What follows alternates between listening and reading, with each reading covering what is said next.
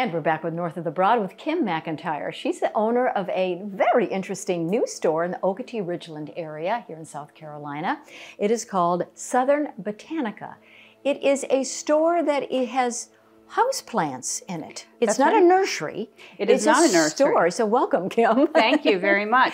In fact, Joy, it's the only indoor plant shop in the Bluffton-Ridgeland area. Wow. Saying that, I mean the only shop dedicated only to indoor plants. Indoor There's plants. a lot of places that sell beautiful indoor plants, but Southern Botanica is the only one that sells only indoor plants. So how did it come to be? Well, when I moved to the area several years ago, I was very excited about my new home, and I ran right out to buy a houseplant, which is, you know, very near and dear to my heart. And I could not find one. And I could not find a houseplant. And so eventually, of course, I did find a houseplant. But I thought, I think I know what this area needs, and that's a nice houseplant store. And so it took several years, but here I am. And then here you are, and thank you for bringing all these beautiful plants, and they look so healthy. I was telling Kim that my sister's a horticulturist, but things just die. I water them too much. And you were saying you don't need. Well, yeah, that's the actual #1 reason why people fail with houseplants is because they love them too much. Some of these plants actually do better with a little benign neglect. And so, you know, you can water once a week rather, but you don't have to water anything more than that. There's only a very few plants that require that. So what about sunshine? They are indoor plants. Don't they need sun? They are indoor plants, but they're also considered tropical plants, which in nature grow under the canopy of the forest trees, the rainforest trees.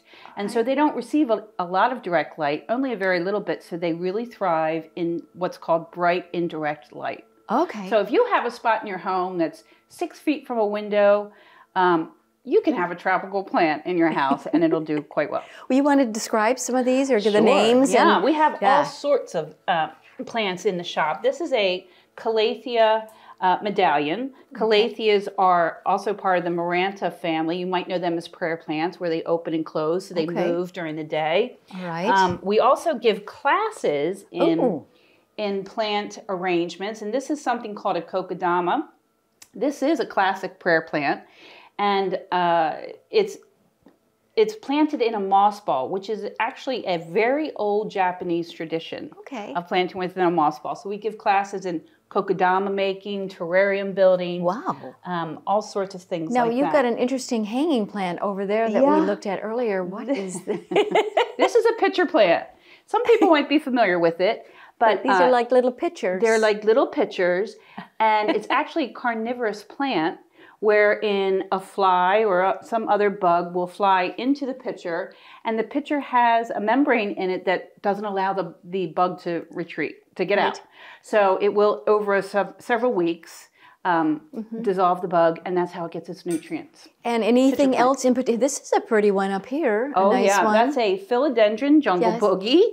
Also a very beautiful plant. It will climb on a moss pole, and so that's beautiful. And then we also offer some rare plants. This is considered a rare plant. It's a philodendron tortum. So it's got some really great sculptural leaves. And then this is this is what is the moss pole, right? Because in nature, they grow up the trees in the rainforest, and so they perform best when they have something to grow on. So, are you self-taught? Yes, I know. I mean, you're so knowledgeable about everything. I've really loved plants all my life. So, and I guess in your home. And we only have 45 seconds left. Should you have like gatherings of plants, or a plant here and a plant there and a plant? Well, it really depends on your aesthetic. The closer you put these plants, the more that they... okay, so you need to have like little bunches. You could. Yeah, you could. Groupings. They grow nicely like that. They keep the humidity. They feed off each other's humidity and grow nicely that way. All right. Excellent. Now, Southern Botanica, your store is exactly where for our viewers to come see? It is in the Riverwalk Business Park, which is off of eastbound 170, Route 170. And we're in the very front. Riverwalk is actually a very big complex. We're in the very first cluster of stores right by the GOP headquarters. Okay, very good. And then you also, as you mentioned, you have classes. I do. We have classes twice a month. We do everything from terrarium building to kokedama making, like I mentioned. We'll be building staghorn baskets to put out inside for our beautiful spring and summer months. All sorts of beautiful Mother's Day classes and that sort of thing. Well, nice to meet you. Thank you very much. I appreciate the time. Thanks so much for being on our program, and we'll be right back with more North of the Broad.